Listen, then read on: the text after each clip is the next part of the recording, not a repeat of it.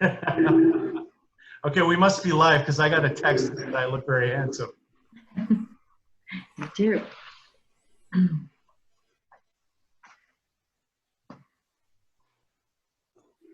And Magdalena, let me know when we're live, okay? All right. Well, Jorge, thank you for that comment. That was very nice of you. Is that to get you free lunch or something? Is that what it is?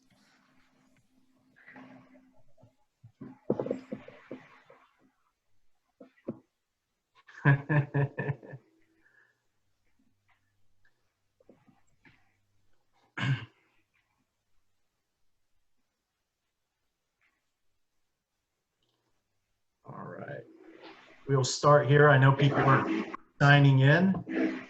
Thank you for signing in. Give us a few minutes until we get all the most of the registrants to log on, and we will begin in just a few minutes. In the meantime, you could look at our lovely faces and our wonderful backgrounds.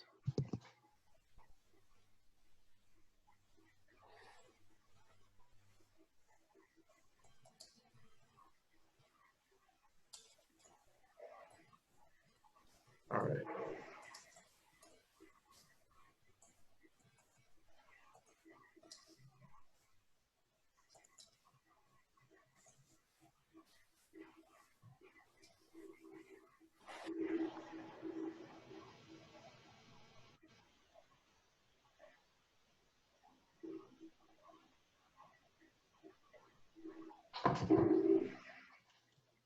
Those of you who are watching, if you could make sure to come up with questions. You could ask the questions anytime, folks, but keep in mind that some of those questions may be answered as we go through them. We'll have plenty of time for any kind of questions you may have. All right, so we should be live. All right.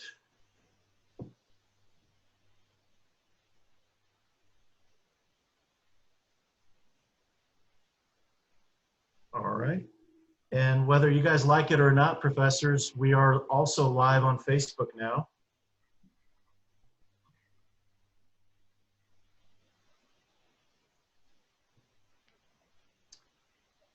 I'll give it one more minute before we start. Dr. Hofferberth, how do you pronounce, is it Goethe University? Goethe University. Feel free. Goethe? Goethe. Goethe. There you go. That was perfect. Go with University of Frankfurt. It's in Frankfurt, right? In Frankfurt, correct. My friend, who is a professor in the UK, he's an American. He's trying to get transferred to Germany, actually. He does a lot of, he wrote a book, actually. He wrote a book called Two Roads Diverge about Poland and Ukraine. Anyway, so he's trying to, he's getting antsy in the UK. He loves Poland and he's wanting to go to Germany now.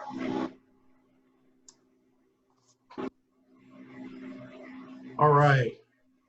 Well, good afternoon, ladies and gentlemen. My name is Armin Babajanian. I'm the Executive Director for the World Affairs Council right here in San Antonio, Texas. I want to thank all of you for tuning in to our first program since the COVID-19 issue has come up. I'm looking forward to diving into this discussion with our panelists who you'll meet in just a few minutes. I've watched a lot of Zoom presentations in the past couple of weeks about COVID-19. I haven't heard anything about what we're about to cover today, which is American diplomacy and the implications of COVID-19 and other issues having to do with international relations. So I'm really excited about this. Before I turn it over to our moderator, I do want to thank our board members who are listening in. I know Henry Savignon is tuned in, Bill Rasco, Cecilia Herrera, Sherry Dolhat-Shahi, Deanna Guadiano, and Peggy Pace, who are tuning in to listen to this wonderful presentation. I'm also happy to learn that Commissioner Tommy Calvert has tuned in, as well as the City of San Antonio's Global Engagement Department, Graham Weston, as well as the office of Congressman Chip Roy, and all of you for tuning in. You know, we're doing this because we wanted to make sure during these uncertain times to keep some sort of certainty with our supporters, with our members, and with the community, and that is to continue to provide you with programming having to do with international relations. Not on video, and you're not going to hear from her, is our amazing intern, Magdalena Schwarhofer. She's an intern from Austria, and she is working behind the scenes, and she'll be filtering questions in as we come in.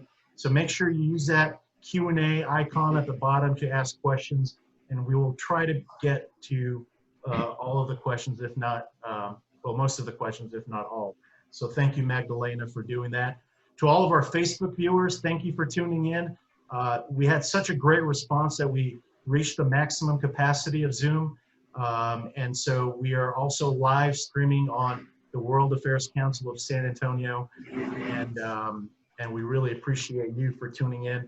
I'm gonna do a brief introduction to the panelists, turn it over to Dr. Katsuo, and then I'll come back later to tell you about some other exciting programs that we've got coming up.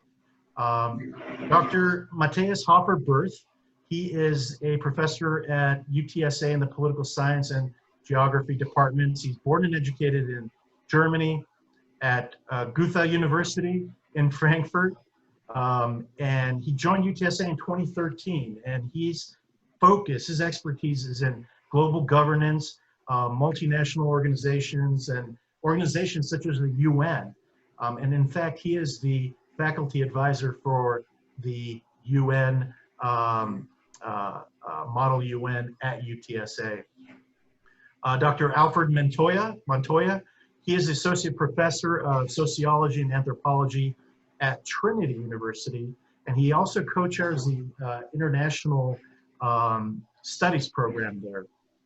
He has focused his expertise and focuses on science, technology, and societies, and all of that meshed into one, and you'll get to hear about all the great stuff that he has done, but also the governance of such epidemics, particularly those in Southeast Asia, and specifically in Vietnam when it comes to HIV and AIDS. He's also done studies here in San Antonio around poverty. Dr. Boyka Stefanova, UTSA professor of political science and geography. She got her PhD from the University of Delaware. Her focus is on global governance and the European Union, and my personal favorite part, which is Eastern Europe, having lived in Poland. That's her area of expertise. She also authored 4 books, and she's been a Fulbright senior scholar as well as a Wilson scholar. And I know that she has shared with her students that the concept of a global village. So I'm sure what she's going to talk about today will encompass what she has termed the global village. So I'm looking forward to hearing about that as well. Lastly, Dr. Katsuo Nishikawa Chavez. He is the director of the Center for International Engagement at Trinity University. He's also our moderator today. He is a product of Purdue University, and he has focused on things such as non-democratic regimes, political participation. He's also focused on issues surrounding Mexico and immigrant impact on the political system. So we're going to have all of these, all their bios sent in a follow-up email to everyone who's tuned in. And without going further, I want to bring Katsuo on board to start the discussion. And I hope you all enjoy it. Ask questions, and I'll see you afterwards. Thank you, Armin. It's a pleasure to join you and the panelists here and the people who are watching us at home.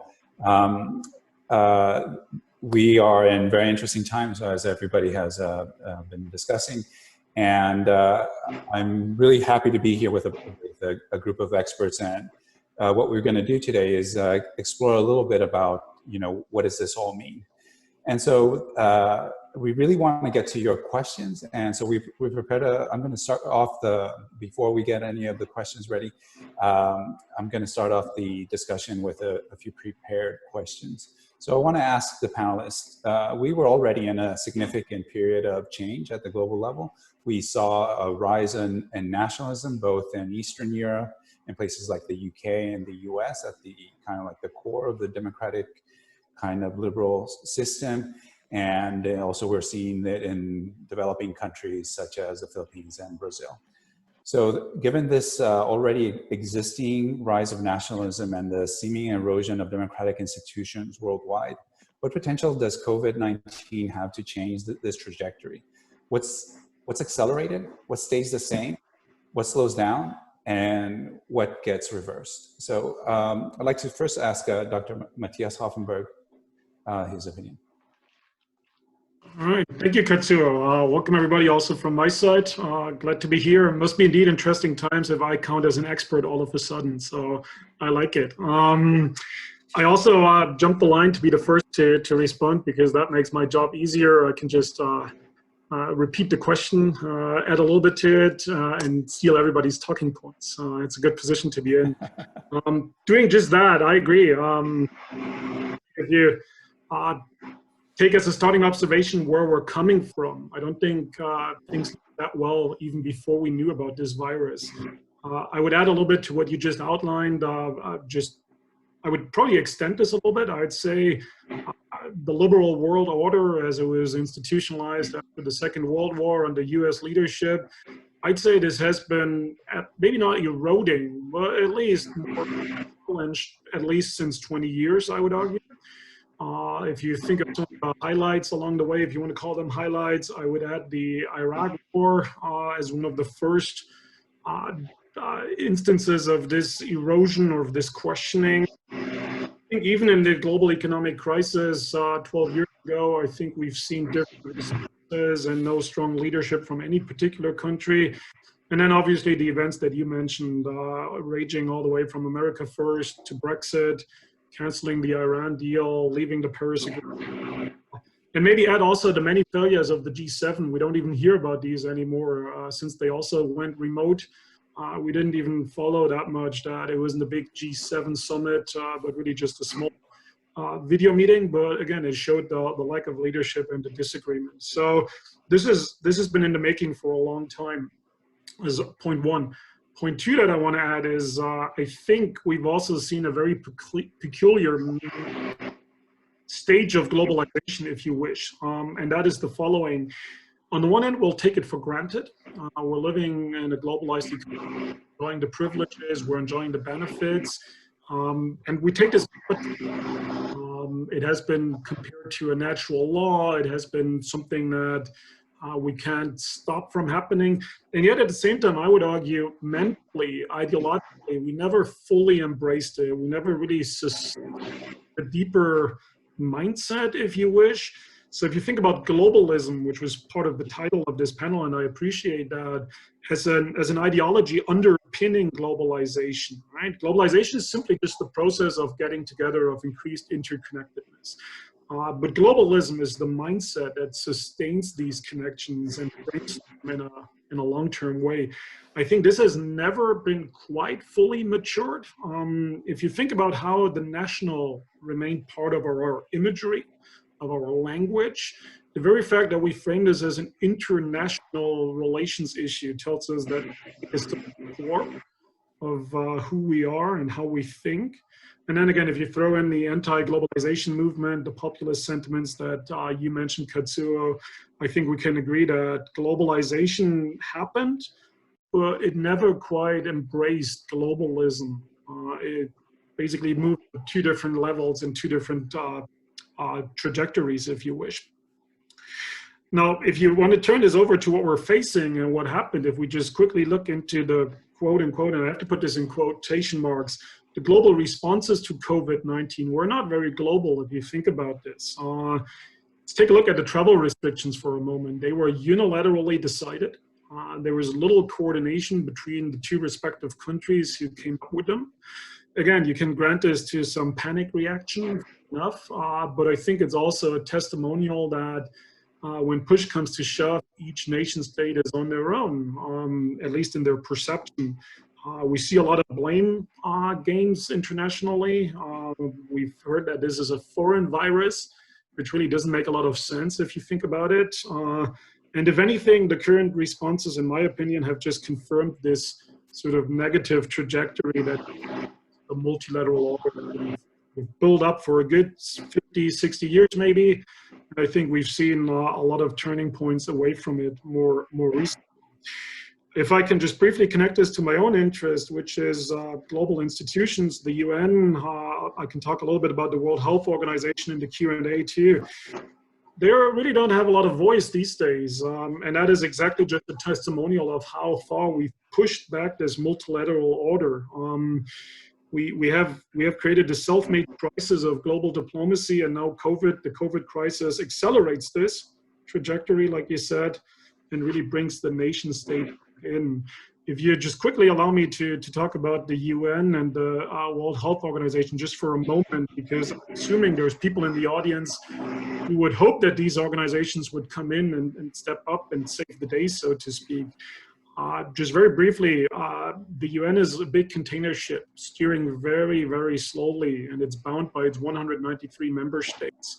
It has a terrible record of responding to crisis, whether it's a health crisis or a genocide or any of these.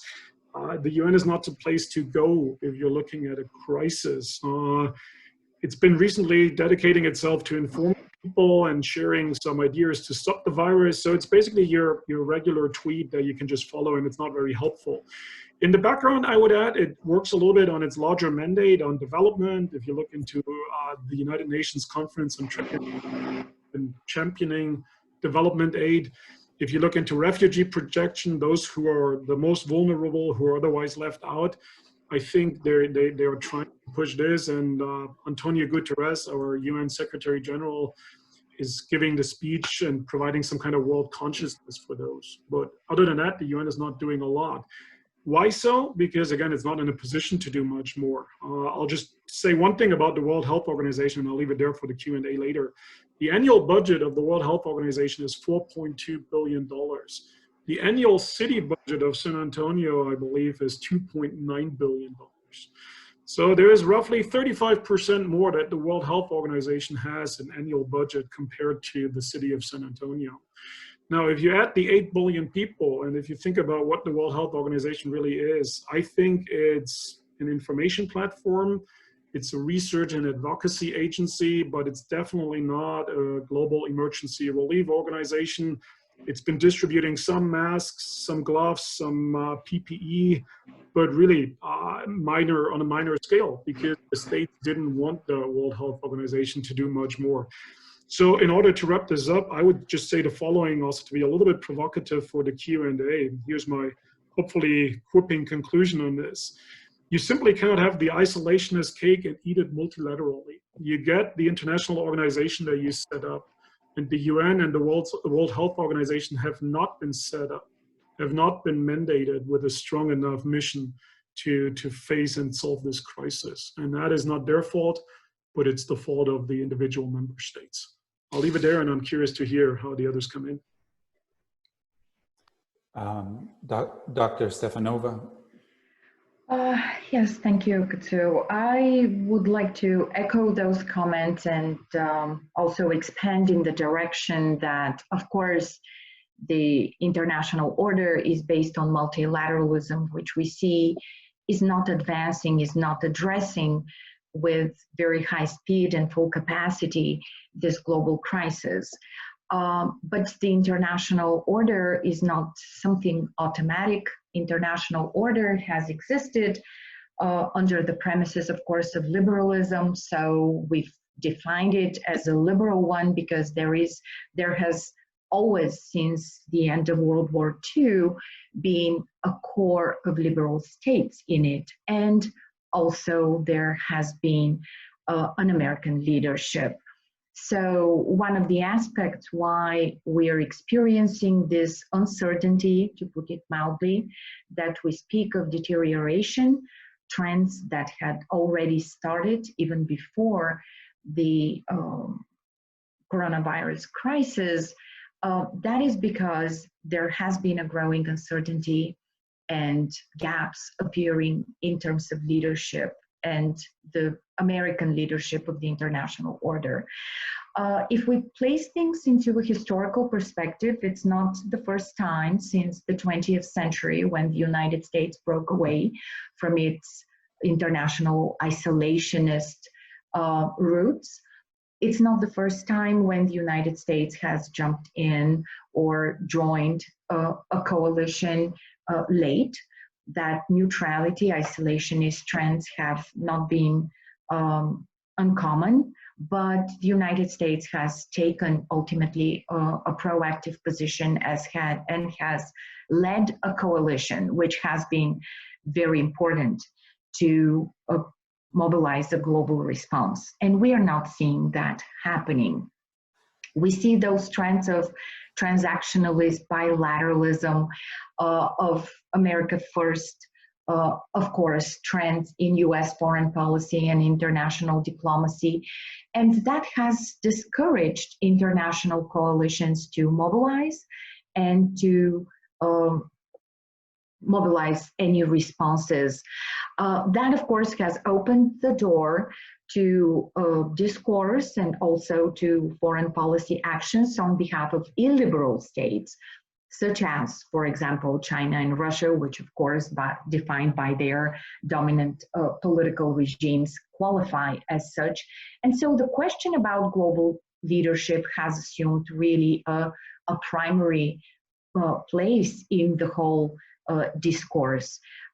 So definitely the response to the coronavirus crisis has not been global, but also where the uncertainty in terms of leadership has emerged is because the United States has not responded very assertively in terms of the healthcare responses within its own political system, and also has not mobilized that global coalition assertively as it has done in other very critical instances of the international system.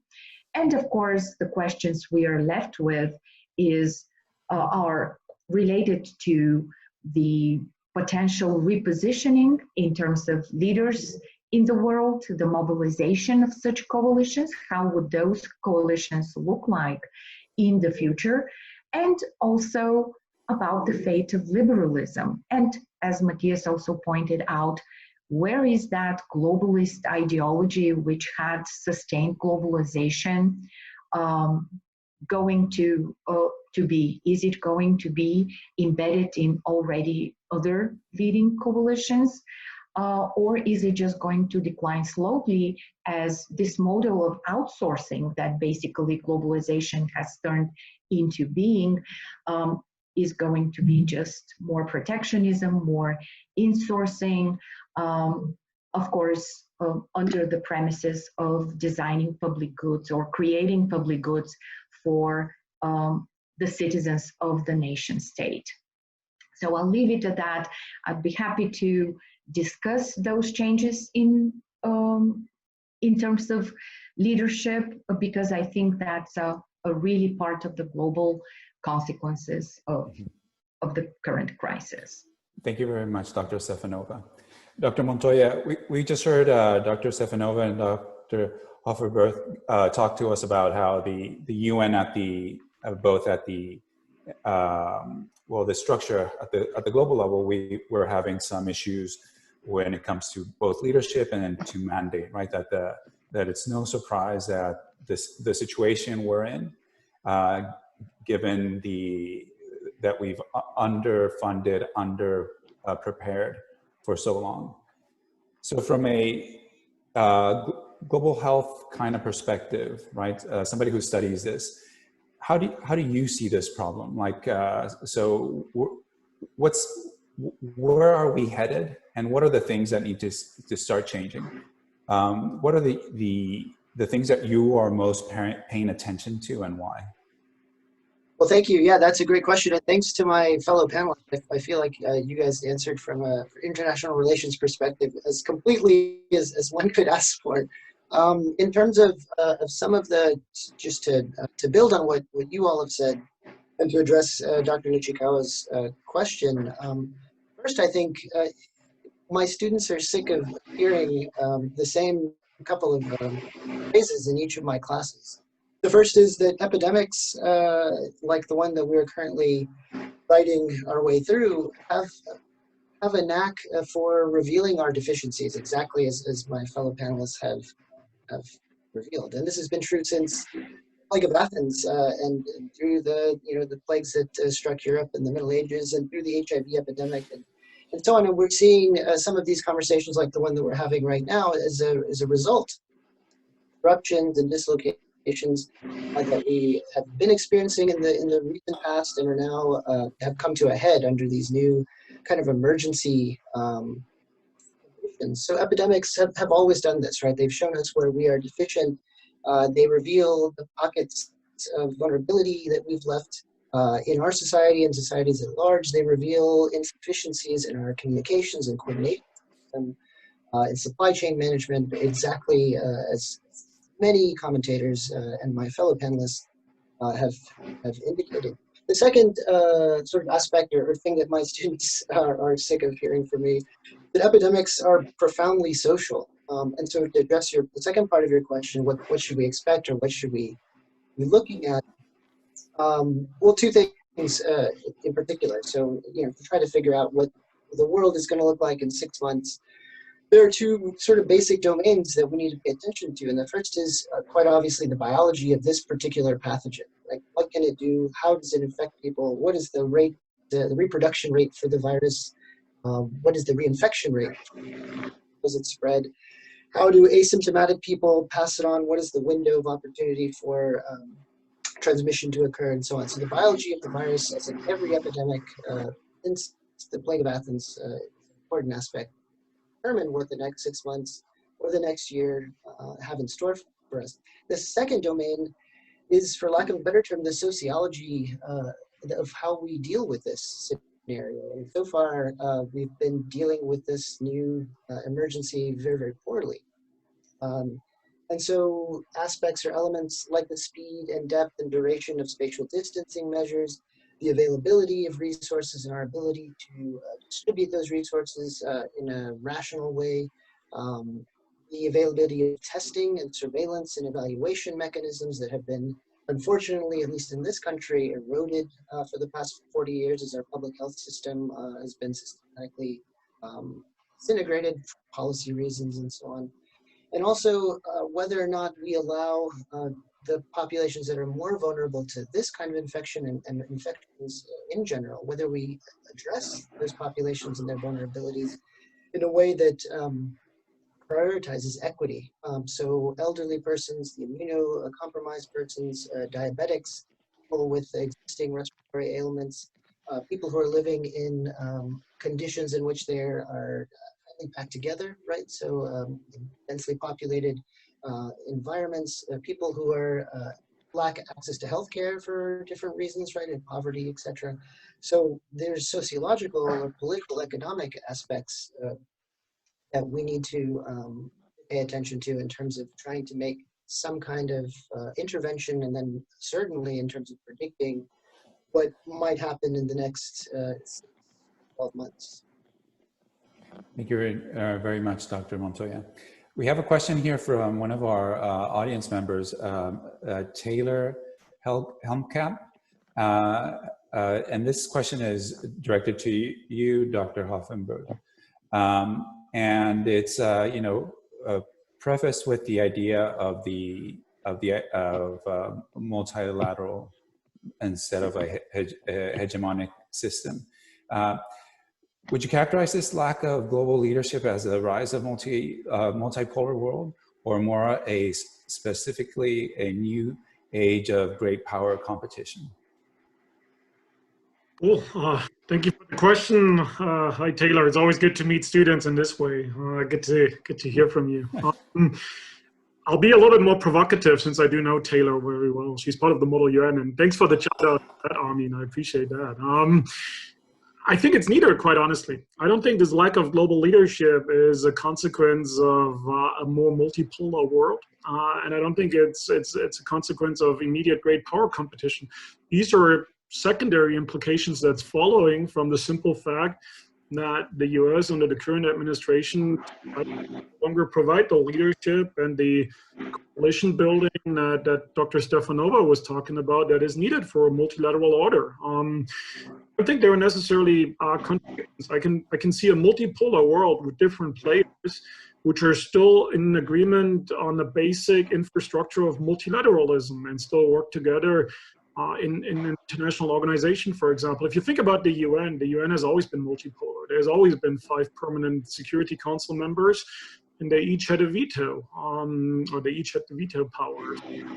I don't think it's necessarily the counterpart that we're looking for here, that it's multilateralism or multipolar. I think a multipolar world can be organized in a multilateral fashion. And again, I also don't think it's a question of great power competition. We've all seen the headlines of China stepping up and filling in the vacuum that the US is leaving behind.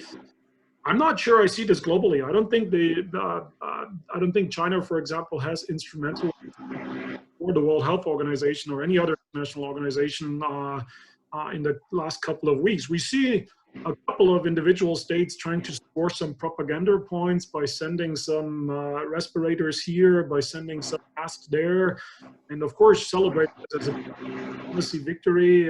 There's been cheers from Vladimir Putin at the US to accept his gracious donation just last week. So this is happening, fair enough.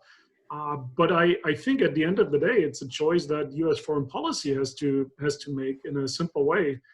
Whether they embrace a multipolar world, which I think indeed is the reality. There's not just one power left, but that doesn't mean you can just neglect your leadership responsibilities.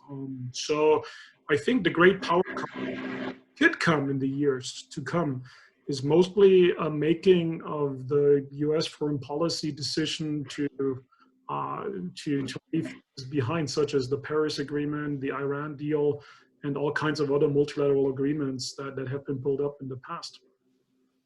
Thank you very much. And I want to remind our listeners that there's a Q&A function at the bottom of your screen. Please feel free to ask questions. You can ask them generally to the panelists, or all of us, or you can direct it to one specific person. Dr. Stefanova, I want to ask you about what are the things that you're most paying attention here as we see a path being tracked forward to get us out of the situation. We see individual countries doing what's best for them. And, this is one of the criticisms of thinking of pandemics as wars, right? That sometimes we can, by acting unilaterally, we can have negative consequences for other countries, right? The actions of one country could indirectly affect another. So as you're paying attention to the unfolding crisis, what are the things that you are most paying attention to? Well, first of all, in this crisis, I think, should be paying attention to the immediate response, what's working and what's not. But of course, under the circumstances of this high contagion that is typical of the virus, one of the most important observations that can be made is that no single country can emerge out of that, with a success unless everyone else succeeds. Because the destruction basically of exchange, of trade, of production, travel, communication, in every single domain of international interaction has been so profound. And we've found how much interdependent, not that we didn't know it, we just didn't expect it would be tested to such an extent, and the vulnerabilities would come to the surface so suddenly and so profoundly. But the immediate thing is really to cope with this health crisis, the crisis to global health. And then, of course, this is the immediate time horizon. But of course, as political scientists, we have to be interested in the long-term consequences. And those consequences can be expected to be more profound just because we were seeing cracks appearing in that multilateral, liberal-based international order. So I am looking for instances of leadership. What we are observing, I think, is a demand for leadership, even though China has been happy to fill in gaps through this mask diplomacy or all other actions that also my fellow panelists talked about. So, but this is short term. Of course, everyone who studies, foreign policy and diplomacy knows that all the actions of Russia or China have a long-term perspective and a long-term intentions. So they should not be taken lightly as much as they can be very short-term, very minor in a sense, low cost in a sense. But they do have an underlying longer range rationale. And so these are not trivial events.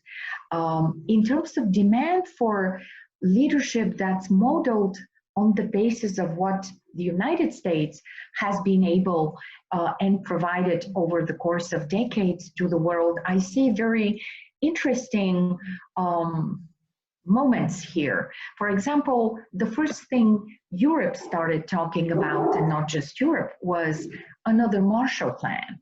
So the Marshall Plan is a very, of course, political and economic and social innovation, but we are 70 years away from that, and still we talk of a Marshall Plan in terms of not only massive financing, I would say, but also the fact that that established multilateralism in Europe after the end of World War II, and that's very significant.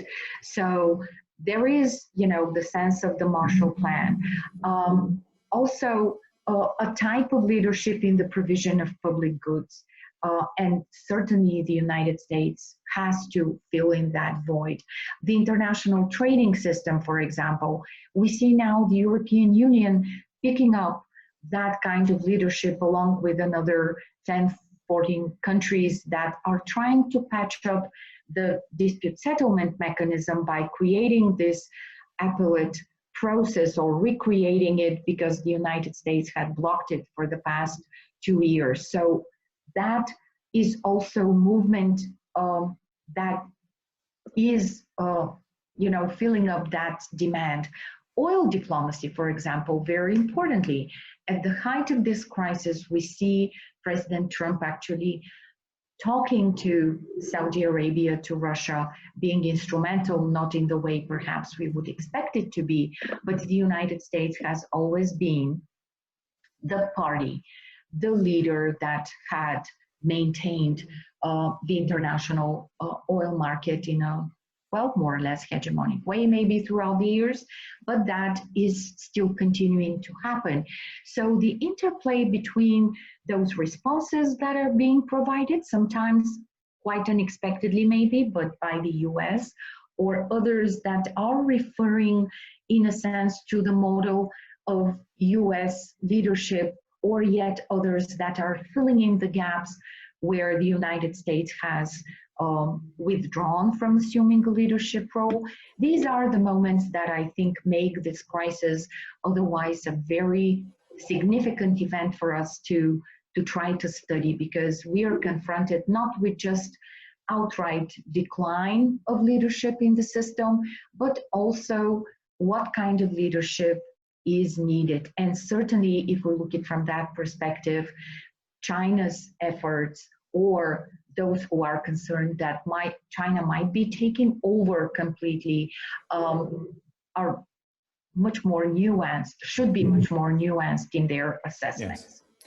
Thank you very much, Dr. Stefanova. I want to pass this on to you, Dr. Montoya. Dr. Stefanova mentioned a little bit about the idea of a Marshall Plan, and that got me thinking, right? Like, so we really need to reinvest and get back to the period we were maybe 4 or 5 years ago, right? So there is a need to reinvest in everywhere in the economy.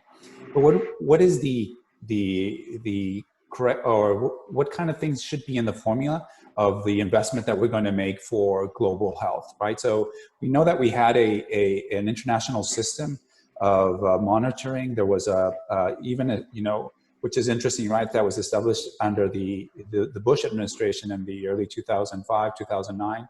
There's these agreements, and there's money that's being sent from the Western liberal economies toward places in Southeast Asia and in China to monitor hotspots. And then we see that this funding for this system all of a sudden disappears in the last administration.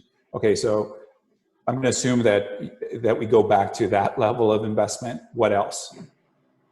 Well, we, in terms of the sort of context that my fellow panelists have set up, so we actually in the 20th century as a global community had some significant successes in the realm of global health. So for instance, smallpox was eradicated by a global system led by Western Europe and the United States, North America.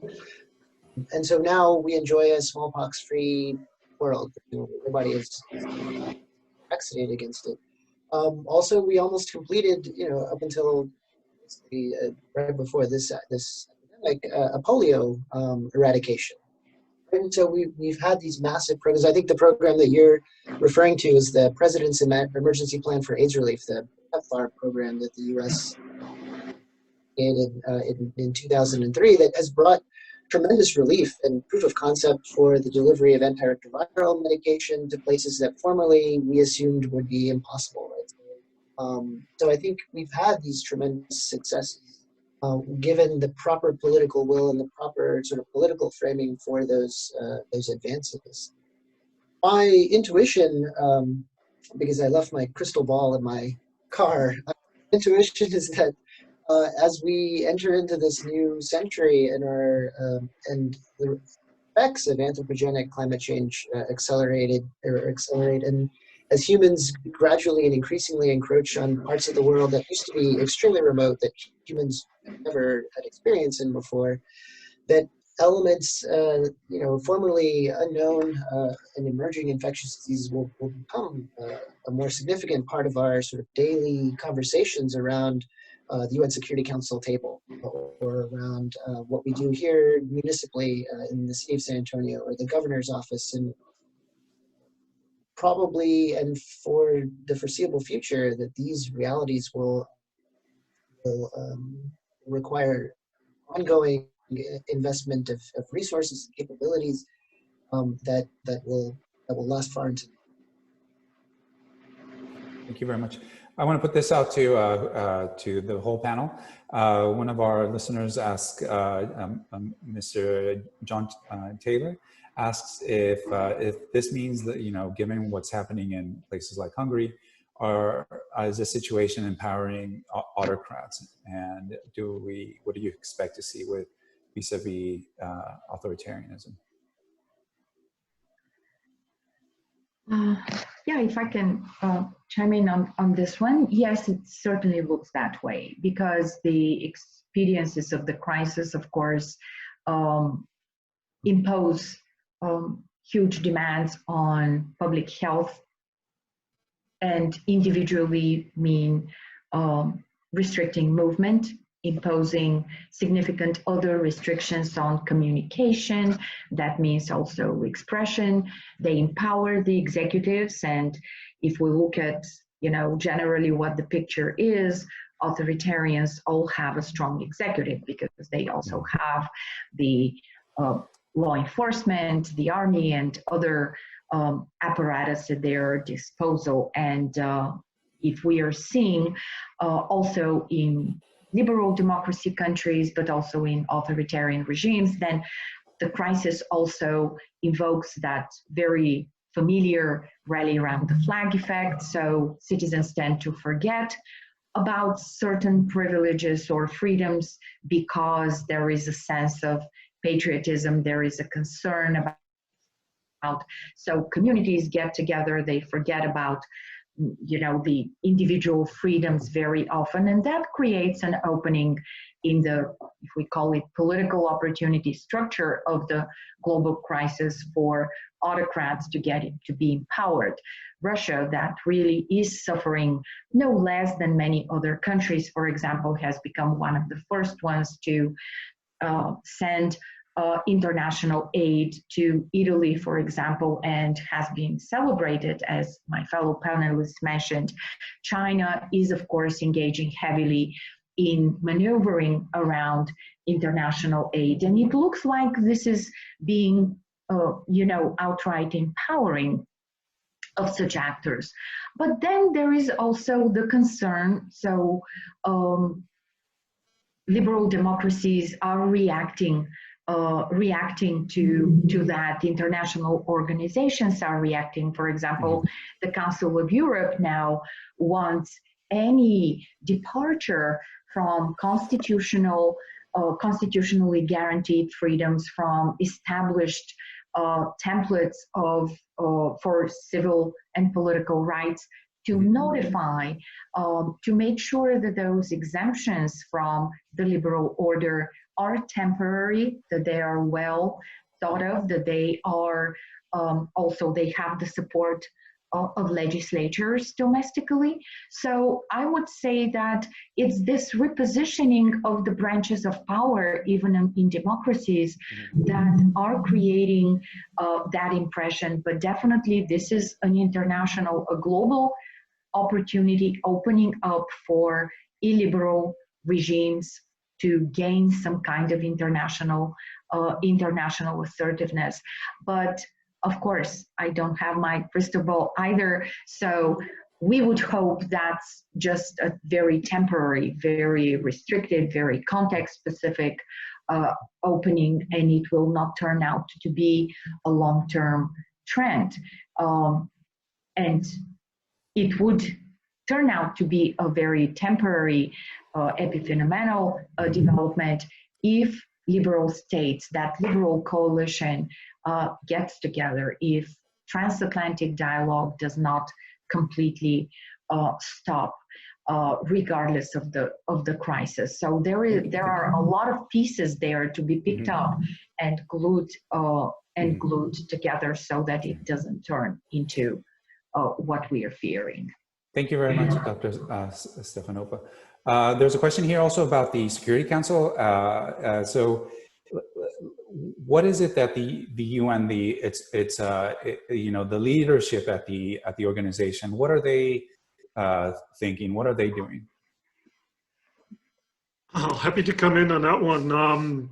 I just took a moment and looked it up on the website. The last Public Security Council debate was on March 11th.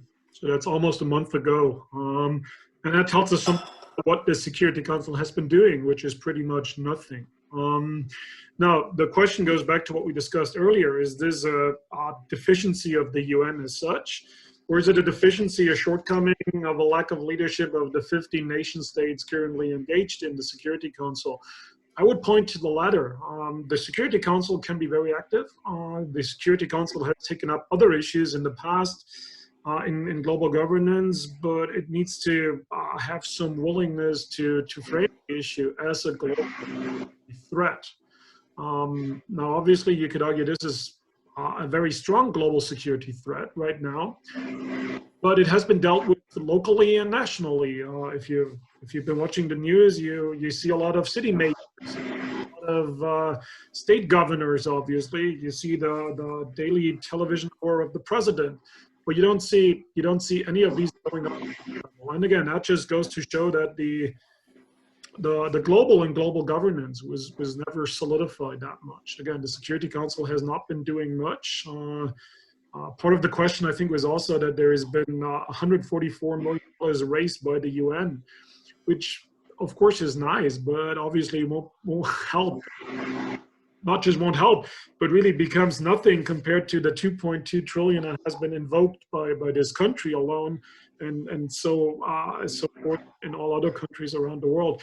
Maybe on that note, just real quickly, from the 2.2 trillion, I'm sure a lot of you followed, only 0.05% are considered to deal with the crisis impact outside the US borders. That is significantly lower than the average of 1 to 2% of the federal budget that goes to State Department issues every year. So again, what we're seeing is an immediate reduction, a rally around the flag, also financially, mentally, a re-emphasis of the nation state, losing the idea of global solidarity. And we should not forget, the US is a hotspot right now, obviously. We have the medical system in place. We're not the least privileged in all of this globally. I'm thinking about the 1 million slum in India right now, and I think they need more attention. They need more financial support.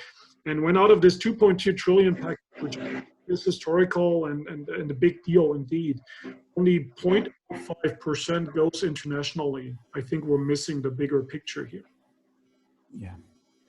Okay, so there are several questions regarding the impact here locally and how we are, San Antonio, a very international city, especially with our relationship with Mexico.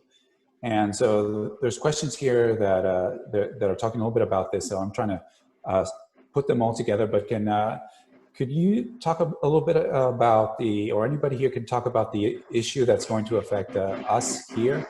Like we know that we're big players in the North American trade agreement and its new iteration. How is the crisis affecting us? What can you see down the road? If I could jump in just, from an epidemiological standpoint. So right now, San Antonio has sort of a low on the curve of an upswing versus places like Houston and Dallas, and certainly like our neighbors in Louisiana, we're well beneath that place. So I think in terms of what we can do or what we can expect, controlling transmission between cities, I think, would be sort of step one. Controlling transmission within the city has not only positive benefits for people who are living in, but also enable resources that we can marshal here in San Antonio to be sent to places that have a more pressing need. Right? So if we can control those kinds of the distributions of infections between cities, say in Texas, we can store up a kind of reserve of masks and ventilators and so on that we can then figure out how to distribute to our neighbors. Right now, I think it's extremely important to maximize the number of people tested. So this particular virus seems to have a reproduction rate of between 2 and 3, which means that a single case will most likely affect between 2 or 3 people, right? Much higher than seasonal flu and some of the other communicable diseases that we're used to dealing with. So we can expect that what the people that we've confirmed as being infected, that the actual numbers are 2 to 3 times what those are, right? So we need to ramp up the testing, then certainly devote resources to the surveillance system that can end case tracing and these kinds of mechanisms that we've known about, and they're extremely cheap to do with the correct personnel and the correct here in San Antonio. Thank you very much. I want to be the first to thank all of our panelists and for the time that you spent talking to us about the global implications of COVID. I know that we could spend a good 3 hours here on this, and I'm really appreciative of you for putting these very complicated issues in a very succinct way. So I'm going to pass on the mic to my friend, Mr. Babajani. Thank you, Katsuo. And I think Jorge Cabanati has some follow-up questions for you with your last answer. So he texted me and he said he was going to follow up with some things. Thank you, Jorge, for your questions. Yeah. Hi, Jorge. Hope you are well. Lávate las manos, right? Carl Leonard, sorry we couldn't get to your question. Out of respect for time, we will have to bypass that question, and it was a reference to a book, so I apologize not getting to that. Thank you all for joining in. What a fascinating discussion about what is happening around us in a academic, diplomatic sense. Dr. Stefanova, sorry I butchered your last name. Usually it's people butchering mine, but I guess all that bent up energy took it out on you there. I apologize for that. But I want to thank Trinity University and UTSA's professors, Dr. Montoya, Dr. Stefanova, Dr. Matsui, Dr. Hofferberth, all of you for tuning in. We appreciate your support for the council. We want to bring more programs like this, both from San Antonio and elsewhere. We'd love for you to, during these difficult times, to allow us to sustain these types of programs by your contributions. We'll send out a follow-up email with not only asking that, but also asking for your support, but also the biographies of the individuals who were on the panel today, and also the link to this discussion. We have some upcoming events. We have a couple of them in line, and I hope you could tune in. We are always, we were maxed out with this event, but we were able to carry it on Facebook. Thank you to those who watched on Facebook Live. And also, we also had some Instagram people help chiming in as well. I know Samantha was active on that, so thank you for doing that. Are we able, Magdalena, to show the little slide that we have about the upcoming events? If not, just stay tuned.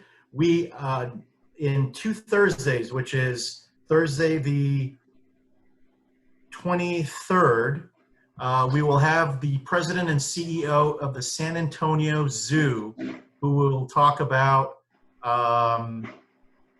there we are. He will talk about animal diversity and diplomacy in the international arena. So that ought to be a really good one to talk about, especially with all this tiger talk nowadays, right? Both on television and also with the unfortunate one in New York.